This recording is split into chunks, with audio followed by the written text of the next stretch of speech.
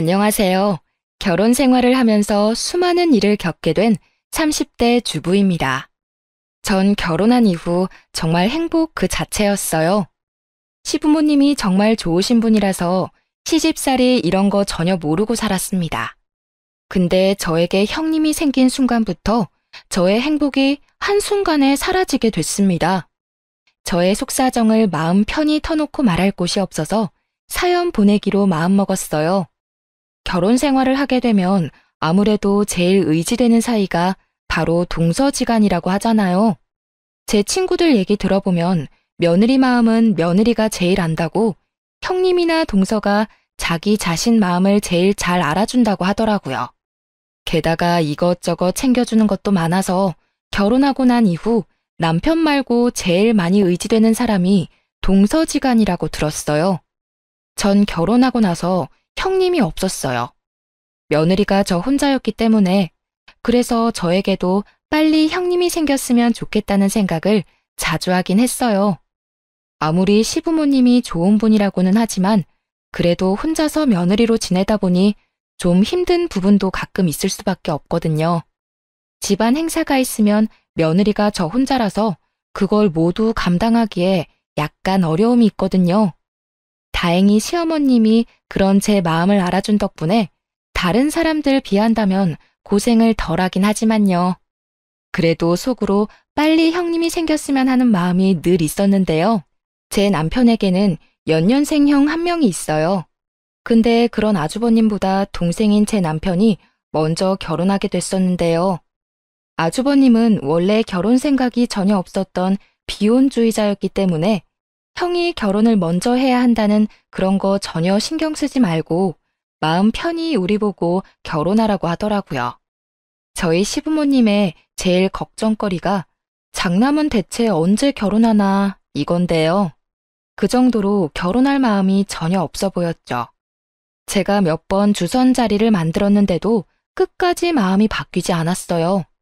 요즘 같은 시대에 비혼주의자가 많다고 해도 시간이 지나면 결혼 생각이 바뀌지 않을까 기대했는데 저희 부부가 결혼한 지 6, 7년이 된 상태에서도 결혼 소식이 들리지 않았어요. 그래서 정말 결혼 안 할 생각인가 보다. 이 집안 며느리는 나 혼자겠구나.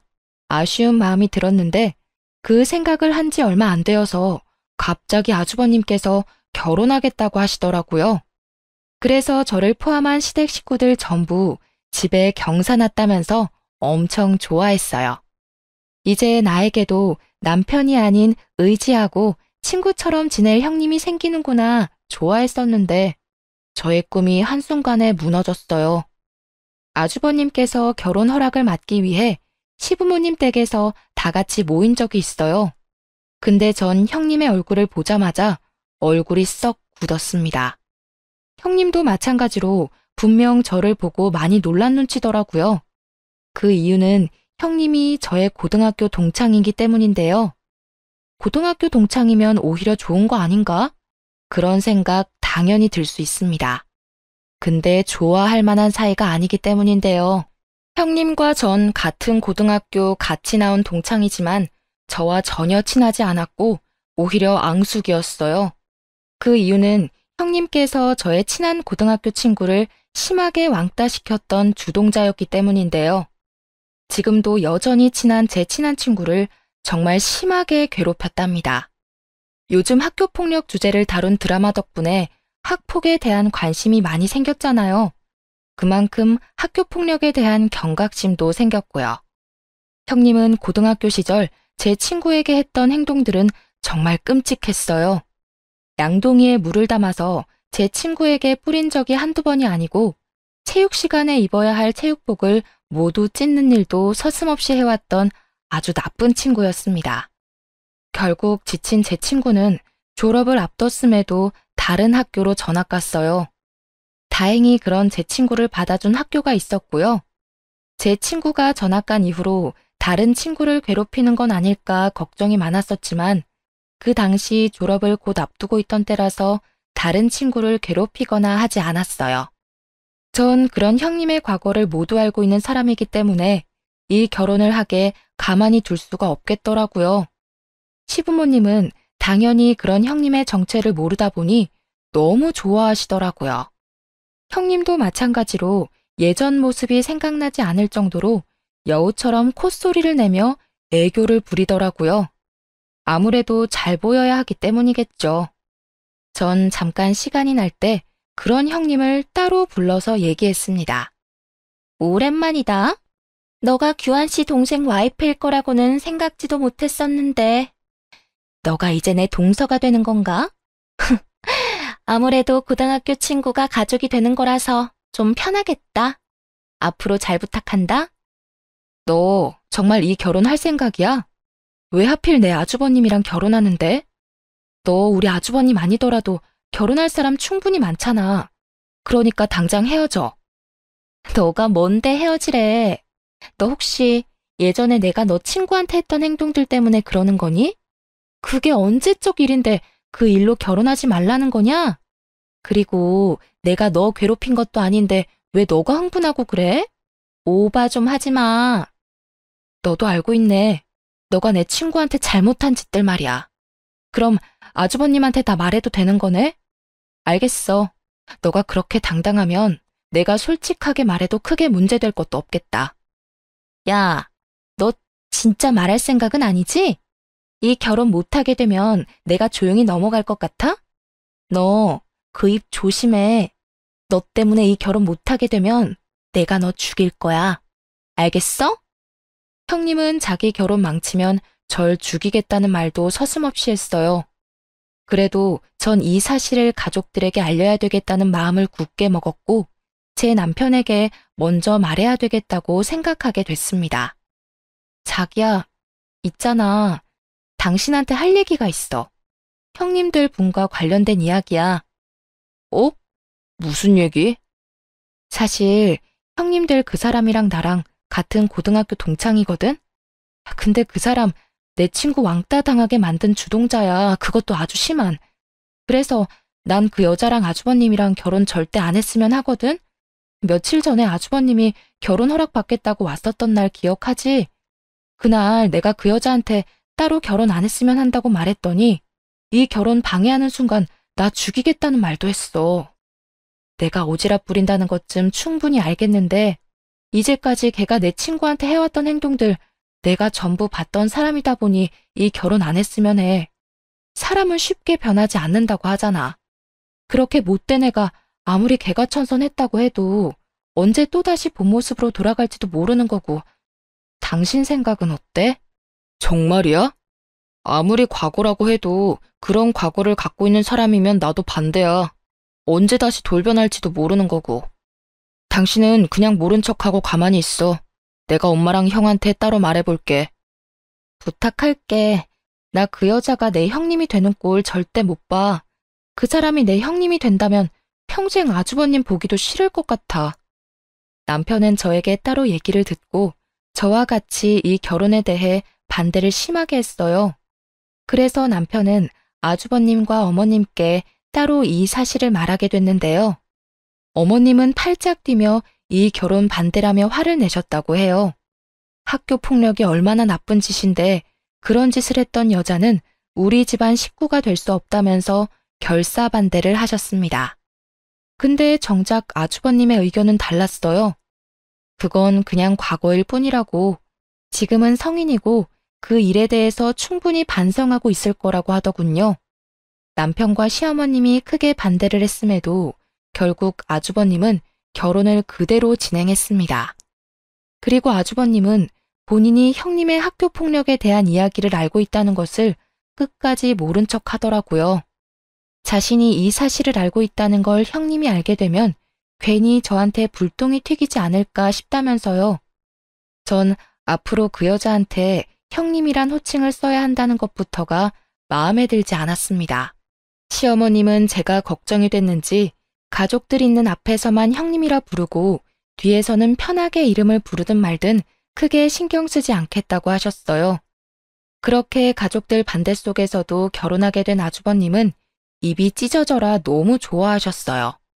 너무 좋았던 나머지 와이프를 아기처럼 대하더라고요.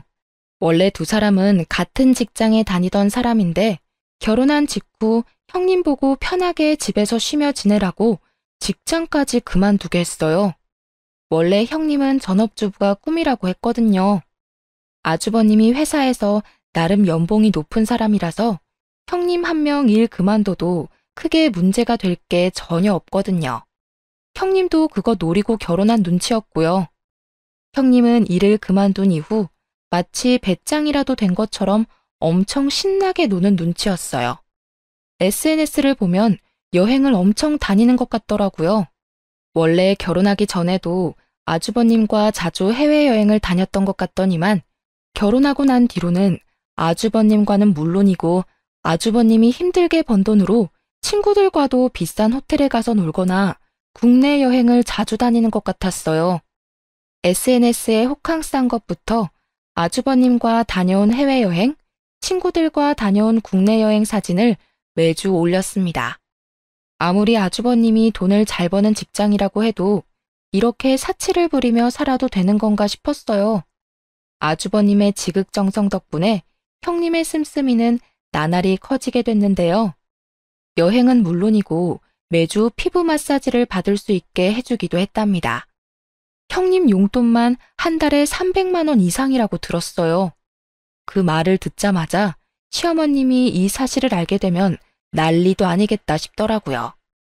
평소 돈에 대해 아쉬운 소리를 해본 적이 없는 아주버님께서 형님의 씀씀이가 도저히 감당이 안 됐는지 저 몰래 제 남편을 찾아갔다고 해요.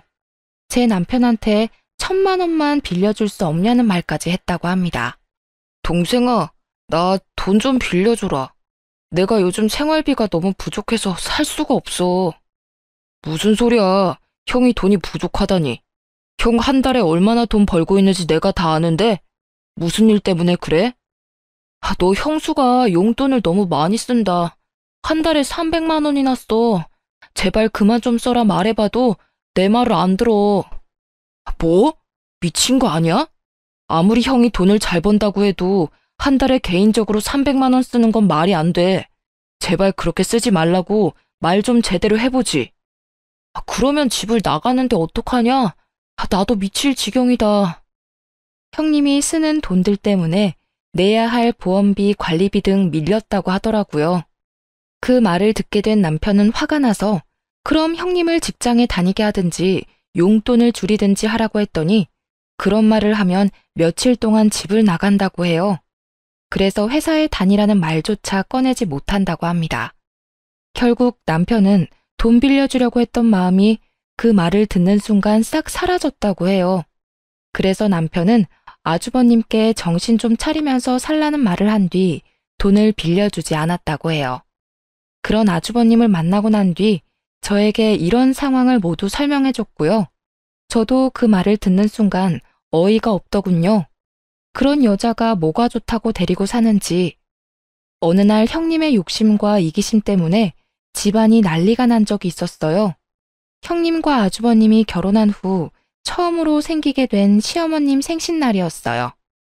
아주버님이 결혼하기 전 우리 부부 100만 원, 아주버님 50만 원씩 어머님 생신 선물로 주고 있었어요. 원래 어머님이 이것저것 선물 사오는 것보다 돈으로 주는 게 제일 좋다고 하셨거든요. 그래서 저희 부부는 2명이니까 100만 원을 드렸던 거였고 아주버님은 결혼하기 전 혼자였으니까 50만 원씩 드렸던 거였고요. 우리 부부는 맞벌이 부부라서 100만 원 용돈 드리는 게 감당이 되었지만 아주버님 부부는 아무래도 형님이 일을 안 하고 있는 상태라서 100만 원까지 드리기가 좀 부담이 되었나 봐요. 그래서 아주버님은 결혼하고 난 뒤에도 50만 원을 드리게 됐습니다. 어머님도 그걸로 크게 뭐라고 하지 않으셨고요. 그렇게 저녁을 먹고 어머님께 생신 선물로 용돈을 드리는 시간을 갖게 됐는데 갑자기 형님의 표정이 싹 굳더라고요. 여보, 어머님한테 준 봉투 뭐야? 좀 두툼해 보이네? 어? 돈이야. 엄마 이번에 생신인데 용돈 드려야지. 지난번에 엄마한테 돈 준다고 당신한테 미리 말했잖아. 얼마? 얼마 담았는데? 50만 원. 당신이랑 결혼하기 전부터 엄마한테 매년 생신 때마다 50만 원 드렸어. 50만 원? 10만 원만 드리면 되지. 뭘 50만 원까지 드려. 어머님 연세에 돈 얼마나 많이 쓰신다고 50만 원이나 드리냐고. 다음부터 10만 원씩만 드리자. 형님은 어머님, 아버님 모두 있는 자리에서 인상 팍 쓰며 10만 원만 드리자고 말했어요. 사람 면전에 대고 대놓고 돈 많이 준다고 싫은 티 팍팍 내는 사람은 처음 봅니다. 어머님은 형님의 태도 때문에 이미 상처를 받았는지 웃고 있던 표정이 싹 굳었어요. 옆에 계시던 아버님도 마른 기침을 계속 하셨고요. 아주버님은 중간에서 많이 난처해 보였답니다. 형님, 아무리 그래도 부모님께 드리는 돈인데 뭐 어때요? 자주 드리는 용돈도 아니고 1년에 딱 한 번만 드리는 용돈인데. 동서, 말 이상하게 한다. 동서네는 맞벌이니까 50만 원은 아무렇지 않게 줄 수 있는 돈이겠지. 근데 우리는 홀벌이라 50만 원은 큰 돈이야. 그러니까 생각 좀 하고 말해. 야, 이 돈 안 받으련다. 꼭 내 생일날 돈 가지고 이 난리를 쳐야 되겠냐? 그네 너 돈 가지고 그러는 거 아니다. 우리 큰아들 이제껏 돈 가지고 쫌생이처럼 굴었던 적 단 한 번도 없어. 우리 아들이 번 돈 가지고 왜 너가 생색이니? 솔직히 내가 알고도 모른 척한 거 많다. 너 이제까지 내 아들 돈 가지고 친구들이랑 여행 다니고 너 피부과 다닌 거 내가 모를 줄 알았니? 너가 지금 다니고 있는 피부과 내 친구도 다니는 피부과야. 너 매주 그 피부과 출근 도장 찍는다며? 너 결혼하고 나서 직장 바로 그만뒀는데 무슨 돈으로 그 피부과 다니는 거니? 그 돈 다 내 아들 돈이잖아. 그래놓고 우리 큰아들이 엄마한테 생일이라고 용돈 좀 주겠다는데 그게 그렇게 아까워? 어? 어머님, 이제 아들이 돈 벌고 어디에 쓰는지 간섭하면 안 되시죠. 이 사람 결혼하기 전까지는 어머님이 간섭했을지 몰라도 결혼했으면 이 사람 번 돈 이제 제가 알아서 해야 할 부분이라고 생각해요. 그러니까 어머님께 주는 용돈도 제가 알아서 해야 할 부분이라고 생각해요. 그러니까 제가 하는 말 너무 섭섭하게 느끼지 마시고 이해해 주세요. 그래, 그럼 이 돈 갖고 이 집에서 당장 나가. 앞으로 우리 집에 발도 들일 생각하지 마. 나한테 이 돈 주는 것도 아까우면 내 입으로 들어가는 모든 음식들도 모두 아깝고 그렇겠네. 앞으로 나 볼 생각하지 마. 알겠니? 네, 그럴게요. 어머님 그 말 꼭 지키시길 바랄게요. 여보, 당장 일어나. 우리 이제 앞으로 올 일 없을 거야. 당장 나가자고. 형님은 끝까지 어머님 말씀에 지지 않고 말대답을 했습니다. 그렇게 형님은 어머님 말씀대로 어머님을 평생 안 보고 살 작정인지 아주버님을 억지로 끌고 나가려고 했어요. 그러던 와중에 형님은 아버님이 제일 아끼는 도자기를 실수로 건드려 깨뜨리고 말았습니다. 그걸 본 아버님도 덩달아 화가 나셨어요. 우리 집에 개집에 한 명 잘못 들어와서 별의 별일이 다 생기는구나. 당장 이 도자기값 물어내. 그리고 어디서 어른한테 따박따박 말댔구야? 사돈이 널 그렇게 가르쳤냐? 어? 집에서 집안일 제대로 안 하고 놀고만 있는 주제에 돈 가지고 이래라 저래라야. 평소 인자하고 화가 없기로 유명한 아버님까지 나서기 시작하자 형님은 아무 말도 못하고 고개만 푹 숙이고 있었어요. 아버님이 원래 며느리 사랑이 깊은 분이세요. 그런 아버님이 화내기 시작하니까 형님도 아무 말 못하고 가만히 있더라고요. 아버님이 화내기 시작하니까 가만히 옆에서 지켜만 보고 있던 아주버님도 뒤늦게 죄송하다고 사과를 한 뒤 서둘러 집으로 돌아갔습니다. 그리고 며칠 뒤 어머님 통장으로 도자기 값과 용돈이 같이 들어왔다고 해요. 그리고 며칠 동안 아주버님이 어머님께 전화를 드렸는데도 상처를 크게 받은 어머님은 전화를 안 받으셨다고 해요. 근데 정작 형님은 어머님께 연락 한 통 안 했다고 합니다. 그렇게 시부모님과 형님네 부부는 거의 6개월 동안 연락 한 번 없이 안 보고 지냈다고 해요. 중간에 있던 저희 부부만 난처하게 됐었습니다. 전 어머님께 자주 연락드려서 괜찮냐고 안부를 물으면 어머님은 항상 저에게 며느리가 너 혼자였을 때가 제일 좋았다 라고 항상 말씀하세요. 며느리 한 명 늘어서 편하고 더 행복할 줄 알았는데 오히려 행복이 줄어들고 하나도 편하지가 않다고 말씀하세요. 그래도 어머님은 어른답게 두 사람을 모두 용서해 줬어요. 자식 이기는 부모 없다는 말이 있잖아요. 이런 일로 자식과 연을 끊고 살 수 없지 않냐고 두 사람을 모두 용서해 줬습니다. 어머님이 먼저 연락을 하니 그제야 형님은 죄송하다는 말 딱 한마디만 하고 더 이상 말하지 않았다고 해요. 어머님은 그것조차 마음에 들지 않았지만 그냥 넘어가기로 했다고 합니다. 형님이 이렇게 몰상식한 행동을 하다 보니 어머님과 아버님께서 형님에게만 비밀로 하게 된 부분이 있어요. 그건 바로 시부모님께서 굉장한 부를 갖고 있다는 건데요. 우선 시어머님은 주식과 부동산에 대해서 지식이 엄청난 분이라서 현금이 굉장히 많으신 부자였어요. 원래 기존에 저축을 잘하신 편이기도 하지만 그 돈을 불리기 위해서 부동산과 주식 공부를 엄청 했다고 합니다. 그리고 시아버님은 땅과 건물이 굉장히 많으세요. 원래 시아버님 집안 대대로 엄청난 부자라고 해요. 그래서 대대로 물려받은 건물과 땅이 엄청 많다고 들었습니다. 그걸 잘 유지해온 시아버님도 대단하시죠. 건물, 땅, 현금이 많은 시부모님은 돈이 많다는 걸 티를 내지 않으세요. 오히려 엄청 검소하게 사시는 편인데요. 그래서 연식이 오래된 빌라 20평대에 살고 있을 정도였어요. 저도 처음에 시부모님을 뵀을 때 돈이 많은 분들이라고 생각하지 않았어요. 특히 시어머님은 중요한 자리에 갖고 나갈 명품백 딱 하나만 갖고 계실 정도예요. 금반지, 금목걸이도 오래전에 맞춘 거 하나 빼고 없더라고요. 제가 이 집 며느리로 들어온 뒤로 약 2년 정도 지난 후에야 어머님이 저한테 솔직하게 말해주셨어요. 어머님과 아버님은 내 사람이 되어야 본인들이 돈이 많다는 걸 알리는 편이랍니다. 남편과 아주버님께도 절대 자신들이 돈이 많다는 걸 어디에도 알리지 말라고 당부했다고 해요. 이 많은 돈들 유산으로 받고 싶다면 말이에요. 시어머님께서 저한테도 당부했습니다.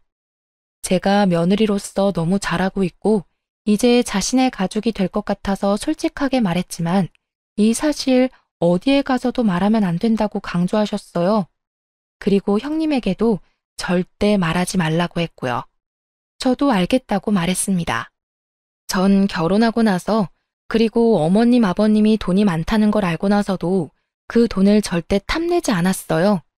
어머님과 아버님도 돈이 많다는 사실을 알고 나서도 제가 크게 변하지 않았다는 게 마음에 든다고 하셨고요. 어머님은 형님이 큰 며느리로서 잘한다면 본인이 돈이 많다는 사실을 솔직하게 터놓고 싶었다고 하시지만 어머님이 봤을 때 형님이 워낙 돈을 좋아하고 본인에게 잘하는 것 같지 않아서 솔직하게 말하고 싶지 않다고 하셨어요. 그래서 저도 형님께 굳이 알릴 필요까진 없을 것 같다고 말하기도 했고요. 형님 성격상 분명 어머님, 아버님이 돈이 많다는 걸 알게 되면 태도가 180도 바뀔 게 분명하거든요. 그러던 어느 날 일 하나가 크게 터지게 됐었는데요. 어머님이 결혼식을 가야 할 때였어요.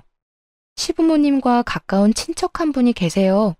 그분의 자녀가 결혼한다고 해서 시부모님이 같이 결혼식을 다녀온다고 했고요. 어머님이 아무래도 현금이 많으신 분이기도 하고 가까운 사람들한테는 돈을 절대 아끼지 않으세요. 그래서 가까운 친척의 자녀 결혼식에 간다고 했을 때 축의금만 무려 300만 원을 낸다고 준비했다고 들었고요. 결혼식 전날에 미리 300만 원 현금을 봉투에 담아서 준비했다고 하는데요. 그리고 잠시 외출을 하게 됐는데 그날 저녁에 봉투에 담아둔 축의금 300만 원이 갑자기 사라졌다고 하더라고요. 그래서 그날 어머님께 급하게 전화가 왔었어요. 300만 원이 없어졌다고요. 저와 남편, 시아버님까지 그 돈에 대해 전혀 모르고 있다고 말했었고요. 그래서 어머님은 일단 급하게 300만 원을 통장에서 인출하여 결혼식에 갔다고 했어요. 어머님은 300만 원이 갑자기 사라지자 결혼식에 간 당일 하루 종일 기분이 좋지 않았다고 해요. 결혼식을 다녀오고 난 뒤 어머님은 집에 있는 CCTV를 돌려봤다고 해요. 전 어머님 집에 CCTV가 있는 줄은 꿈에도 몰랐어요. 어머님 집 현관문 앞에 CCTV가 설치되어 있었다고 해요. 아무래도 집에 현금이 많은 편이라서 집 앞에 CCTV가 필수라고 하더라고요. 그 대신 CCTV를 설치한 사실을 모두에게 알리지 않았었고요. 어머님은 CCTV를 돌려봤다고 하는데 어머님은 CCTV 영상을 보자마자 경악을 금치 못했다고 합니다. 축의금을 가져간 범인은 바로 형님이기 때문인데요. 축의금이 사라진 날 형님이 급하게 돈 봉투를 가지고 나가는 게 영상에 모두 담겼다고 해요. 그 영상을 보게 된 시댁은 난리가 났습니다. 그리고 형님은 이번에만 돈을 훔쳤던 게 아니라 이제껏 어머님의 돈을 조금씩 티 안 나게 가져가서 쓰고 있던 거였어요. 어머님 집에 갈 때마다 어머님 서랍 안쪽에 현금이 많다는 걸 우연히 확인했던 형님께선 조금씩 가져갔던 거였더라고요. 어머님은 돈이 조금씩 사라지고 있다는 걸 이미 눈치챘었지만 크게 터치하지 않았다고 해요. 근데 이번에 영상으로 모든 걸 알게 된 어머님은 가만히 있으면 안 되겠다 생각했다네요. 계산해보니 형님이 가져간 돈만 무려 1,000만 원이 넘는다고 합니다. 이 사실에 대해 전부 알게 된 어머님은 그날 당일 형님네 부부와 저희 부부를 모두 호출했어요. 아무것도 모르고 있는 형님의 표정은 순진무구했었는데요. 어머님은 그런 형님을 보자마자 뺨을 때리셨어요. 우리 집에 도둑년을 뒀었네. 너 이제까지 내 돈 조금씩 가져갔었더라. 근데 겁도 없이 이젠 대놓고 300만 원 담긴 돈 봉투를 그냥 가져가? 너가 사람이니? 어떻게 그걸... 어머님, 죄송합니다. 제가 죽을 죄를 졌어요. 제가 돈이 너무 급한 나머지 잠깐 미쳤나 봐요. 어디 할 짓이 없어서 너 시엠이 돈을 훔쳐. 당장 그 돈 돌려놔. 알겠어? 이제껏 이딴 년을 내 큰 며느리라고 생각하며 살아왔더니 내가 미쳤지. 더 길게 생각할 것도 없다. 너희들 당장 이혼해. 우리 집에 이딴 도둑년을 내 며느리로 둘 수 없어. 어머님, 저 이 사람이랑 절대 이혼 못해요. 한 번만 용서해 주세요. 제가 정말 속죄하면서 살겠습니다. 어머님 돈 많이 훔치지도 않았어요. 제발 용서해 주세요. 저 이 사람이랑 이혼하면 앞으로 죽을지도 몰라요. 민규한, 너 이 엄마 말 들었어, 못 들었어? 이 도둑년이랑 이혼 안 할 거야? 이 계집년이 내 돈 훔쳐간 게 1,000만 원이 넘어. 그동안 너 돈 빼먹은 것도 모자라서 이제 내 돈까지 탐냈다고. 너 얘랑 이혼 안 하면 나랑 평생 못 보고 살 줄 알아. 나 얘 내 며느리로 뒀다가 혈압으로 쓰러질 것 같아. 고민 좀 해볼게요. 일단 저 이 사람과 따로 얘기 좀 하고 올게요. 엄마, 일단 제가 대신 사과할게요. 당신 당장 나와. 나랑 얘기 좀 해. 아주버님도 어머님처럼 많이 화가 난 모양인지 어머님의 말씀을 모두 듣고 형님을 데리고 나갔어요. 어머님께 따로 들은 얘기지만 아주버님 그날 엄청 화가 난 나머지 형님께 손까지 올릴 뻔했다고 합니다. 다행히 때리지는 않았다고 하는데요. 그 이유는 형님이 임신을 한 상태였기 때문이에요. 아주버님이 이혼하자고 말한 뒤 자신을 때리려고 하니 그 순간 지금 임신한 몸이라고 책임지라고 말했다네요.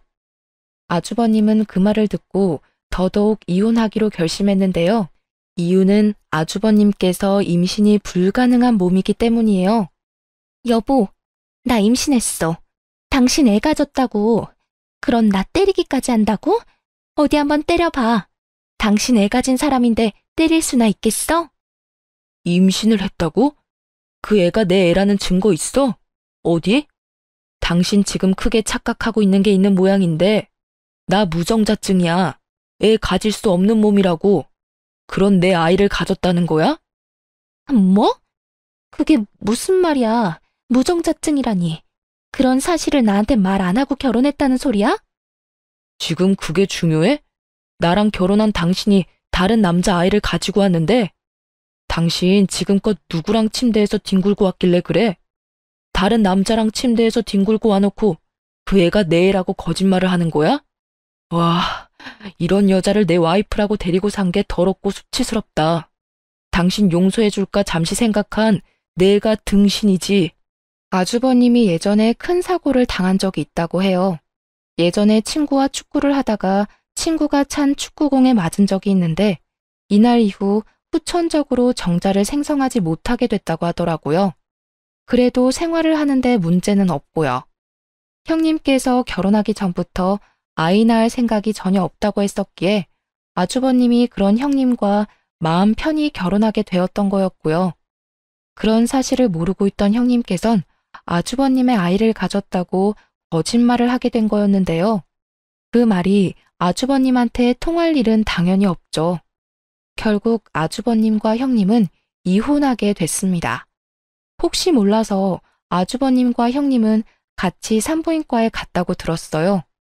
형님은 임신한 게 맞았고 아주버님은 역시나 정자 생성이 안 돼서 임신 불가능한 상태였고요. 왜 자신의 엄마 돈을 훔쳤냐고 물었는데 아주버님에게 받은 300만 원 용돈도 부족하다고 느껴 어머님의 돈도 결국 훔치게 된 거라고 합니다. 아주버님은 형님과 합의 이혼을 하면서 당장 돈부터 갚으라고 말했습니다. 한 푼도 갖고 있지 않았던 형님은 친정 부모님의 도움을 받아서 시어머님께 2천만 원을 갚게 됐습니다. 형님의 친정 부모님은 여유가 있는 집안이 아니라고 들었어요. 그래서 있던 돈 없는 돈 다 끌어모아서 형님 대신에 갚아준 거라고 들었어요. 그리고 형님은 아무래도 아주버님과 살면서 직장을 다니지 않았던 상태였기 때문에 이혼하면서 한 푼도 갖지 못한 상태로 쫓겨나가게 된 거였는데요. 아무래도 이제까지 흥청망청 쓰던 버릇이 있어서 이혼하고 난 이후에도 씀씀이가 크게 달라진 게 없다고 하더라고요. 직장도 구하지 않은 상태에서 친정 부모님 도움을 받아서 지내던 형님은 그런 친정 부모님한테도 버림을 받았다고 하네요. 아무래도 친정 부모님도 형편이 좋지 못하다 보니 씀씀이가 큰 형님을 감당하기에 어려움이 있었죠.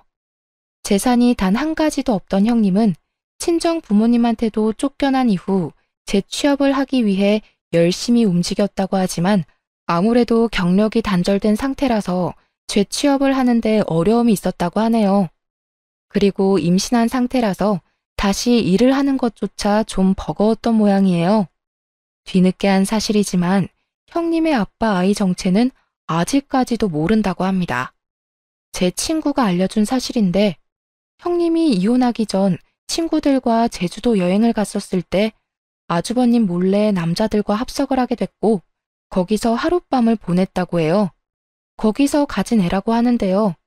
그 당시 하룻밤을 보냈던 남자의 연락처는 받지 않았기 때문에 임신한 아이를 혼자 키워야 되는 상황이 돼버린 거죠. 갈 곳이 없고 게다가 일할 곳도 찾지 못한 형님은 돌고 돌다가 저한테 찾아온 적이 있어요. 형님은 저희 집까지 찾아오기엔 염치가 없었는지 저를 따로 카페에 불렀었는데요. 동서, 아니, 지혜야, 오랜만이다. 잘 지냈어? 얼굴 많이 좋아 보이네. 너가 알아서 우리 아주버님과 이혼해준 덕분에 요즘 살맛이 나네. 무슨 일로 불렀어? 우리 이제 앞으로 절대 볼 일 없을 줄 알았는데. 아, 배 많이 나왔다. 곧 출산 앞두고 있겠네? 사실 이거랑 관련이 있어서 말이야. 나 2달 뒤에 애 출산하거든? 근데 내가 지금 갈 곳이 없어서 말이야. 애 나오면 산후조리도 해야 하고 그래야 하는데 내가 지금 마땅히 지낼 곳이 없어서 그 의한테 전화하고 싶어도 내가 그럴 염치가 없어서 혹시 너 돈 좀 있으면 빌려줄래? 이 몸으로 고시원에 들어갈 수도 없는 거고 이 동네 모텔에서라도 지내고 싶은데 그럴 돈도 없어서 말이야. 딱 500만 원만 빌려줄래? 내가 애 낳고 꼭 갚을게. 내가 널 뭘 믿고 돈을 빌려줘? 우리 어머님 돈까지 훔친 너인데 내가 왜? 그러니까 인생 착하게 살지 그랬어. 내 친구한테 학폭한 것도 모자라서 우리 어머님한테 그렇게 못된 짓을 했던 너인데 내가 뭐하러 널 믿고 돈을 주겠니? 곧 태어날 애가 불쌍하다. 앞으로 나 이렇게 따로 보자고 하지 마. 지혜야, 딱 한 번만 도와줘. 내가 잘못했지. 우리 아이는 잘못한 게 없잖아. 제발 아이 생각해서라도 부탁할게. 어? 나 이렇게 지내면 우리 아이 건강하게 태어나지도 못해.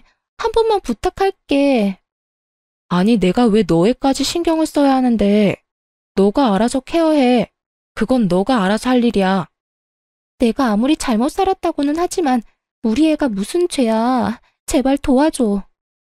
전 형님한테 돈을 빌려주지 않았습니다. 동창들 얘기 들어보니까 고등학교 친구들한테 돈을 빌리기 위해 다 연락을 돌렸더라고요. 형님과 같이 여행 다녔던 친구들조차 그런 형님과 손절했다고 하더라고요.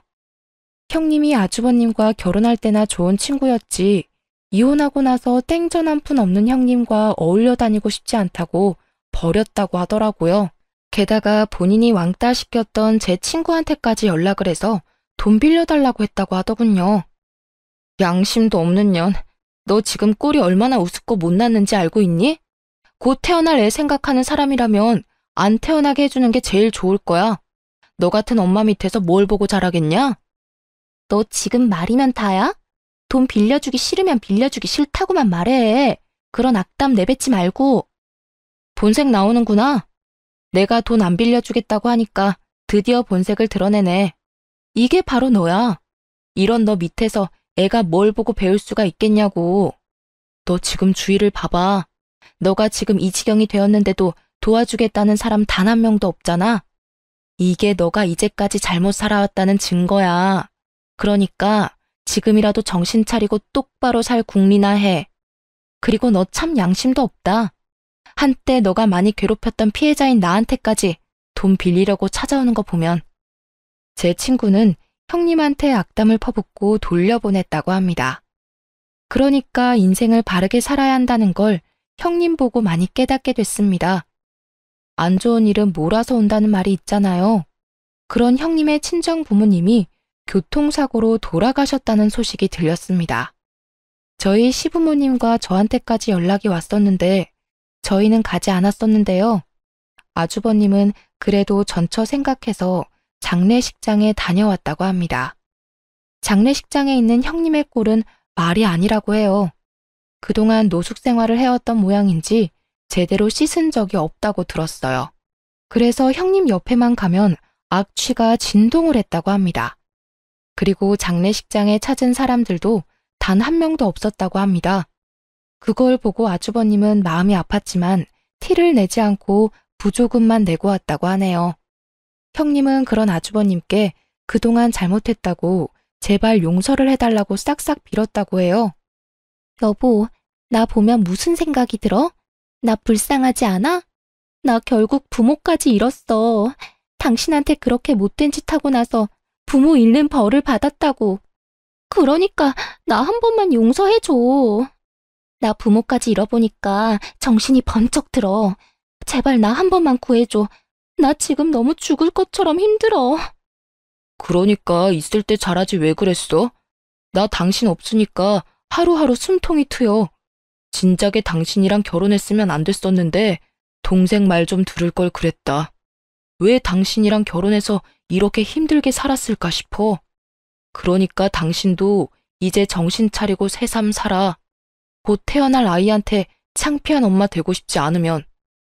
당신이 이 아이 지우라고 하면 지울게.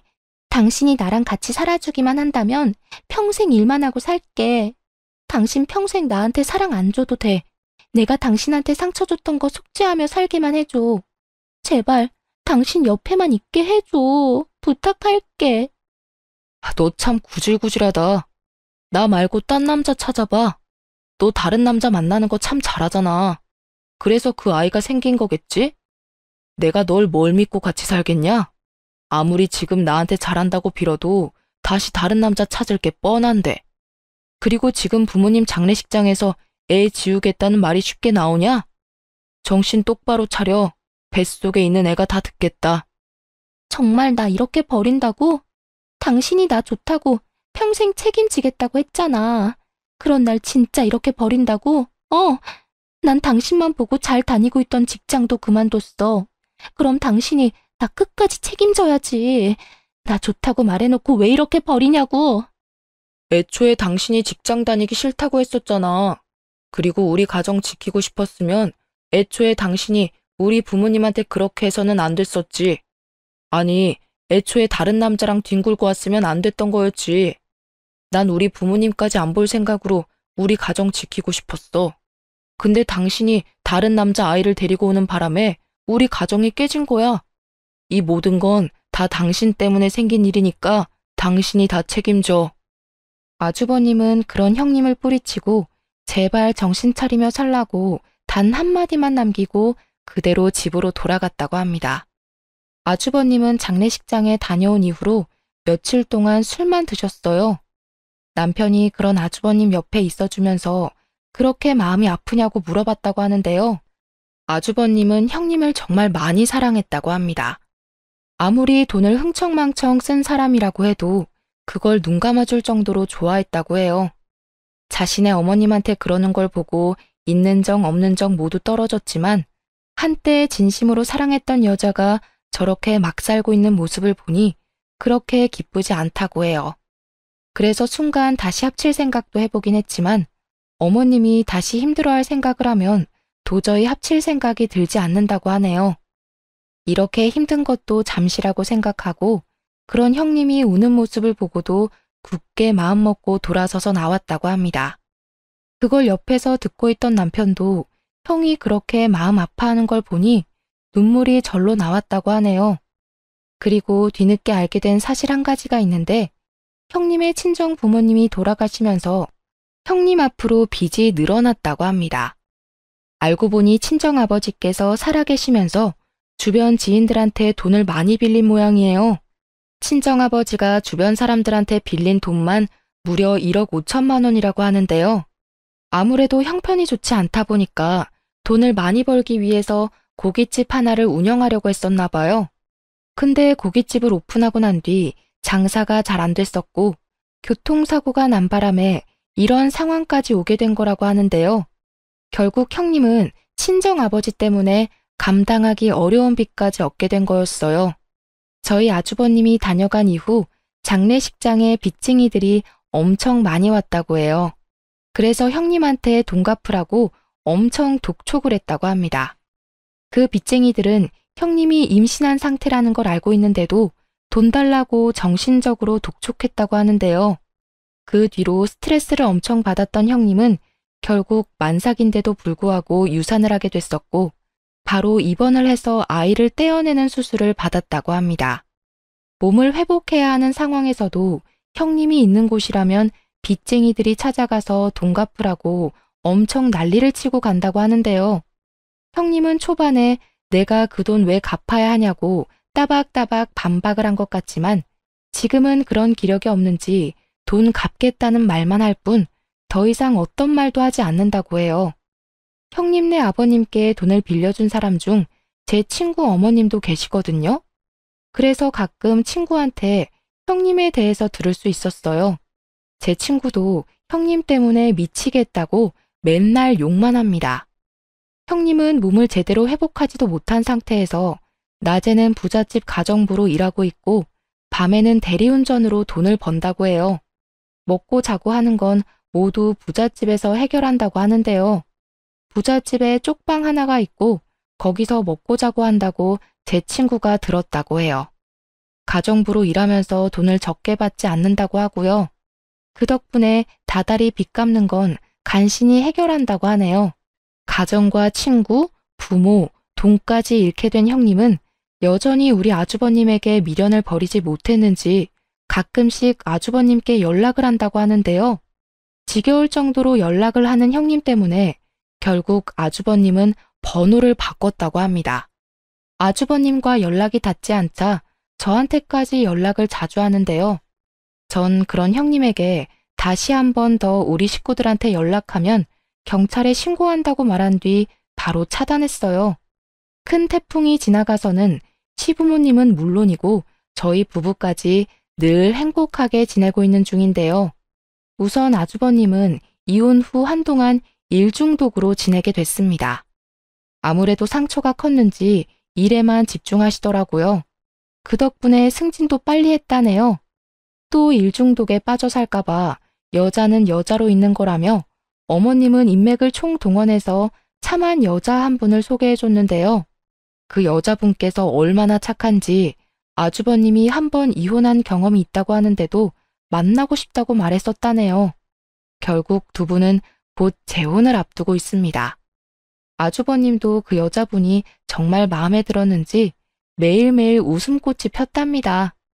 시어머님도 제대로 된 큰며느리가 들어오게 생겼다면서 정말 좋아하시고요. 새롭게 저의 형님이 돼줄 여자분은 결혼하기 전인데도 불구하고 저와 시어머님께 벌써 잘해주더라고요. 얼마나 좋은 분인지 저희 시어머님과 목욕탕을 다닐 정도라니까요. 그리고 저를 따로 불러서 잘 지내보자고 카페와 맛집을 많이 데리고 가주기도 했어요. 게다가 저한테 자주 용돈과 옷도 사주고 있습니다. 지혜씨, 아니다. 동서라고 불러도 되죠? 저 동서랑 잘 지내고 싶어요. 우리 규환씨가 전에 어떤 사람 때문에 아픔이 있는지 잘 알아요. 그걸 알면서도 우리 규환씨랑 결혼하는 거예요. 그런 아픔을 이겨낼 수 있었던 건 전부 도련님과 동서 덕분이라고 해요. 제가 아직 부족한 부분이 많을 거예요. 그래도 윗사람으로서 열심히 최선을 다할게요. 부족한 부분이 보여도 귀엽게 봐주세요. 형님, 결혼 전부터 이렇게 잘해주셔서 감사해요. 사실 저도 그렇지만 우리 시어머님이랑 아주버님께서 많이 힘들어하셨어요. 이렇게 천사 같은 형님이 생겨서 저도 엄청 기쁘네요. 그보다 우리 어머님 아주버님이 형님 덕분에 많이 행복해하고 있어요. 저야말로 너무 잘 부탁드려요. 새롭게 저희 형님이 돼줄 분께서 이 정도로 성격이 엄청 좋답니다. 그동안 형님 같지도 않은 여자 때문에 스트레스가 엄청 쌓였는데 이젠 저에게 제대로 형님다운 형님이 생긴 것만 같아서 행복해요. 아주버님도 정말 좋아하시고요. 남편과 저는 이번에 아이가 생기게 됐는데요. 임신한 지 약 3달 정도 됐어요. 아이가 생기다 보니 이사를 가야 했었어요. 둘이서 살고 있던 집이 방 2개밖에 없던 집이라서 아이 생각해서라도 방 3개짜리 집으로 이사 가야 했었는데요.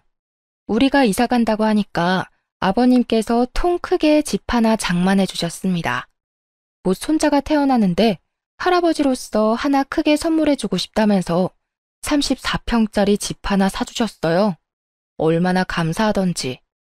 그리고 아주버님이 곧 재혼한다고 말하니 아버님께서 그 결혼식 비용도 전부 지원해 주셨고요. 형님이 알아서 나가준 덕분에 모든 게 술술 잘 풀리고 있어요. 시어머님도 하시는 말씀이 그 여자 한 명 나간 덕분에 우리 집에 좋은 일만 가득 들어온다고 진작에 이혼시켜야 했었다고 늘 말씀하시고 있어요. 한번 나쁘게 살다 보면 정말 끝도 없이 나쁜 일들이 들어오는 것 같더라고요. 형님도 한번 나쁘게 살다 보니 이렇게 벌 제대로 받게 됐잖아요. 전 수많은 나쁜 일들 중에서 학교 폭력이 정말 잘못된 일이라고 말하고 싶어요. 요즘 학교 폭력에 대해서 많은 언급이 되고 있는데 지금 학생분들 절대 나쁜 짓은 하면 안 된다고 말하고 싶네요. 지금 지은 죄는 나중에 커서 다 돌려받거든요. 저도 곧 부모가 되는 입장에서 이런저런 걱정이 많이 됩니다. 지금까지 저의 이야기를 들어주셔서 감사합니다.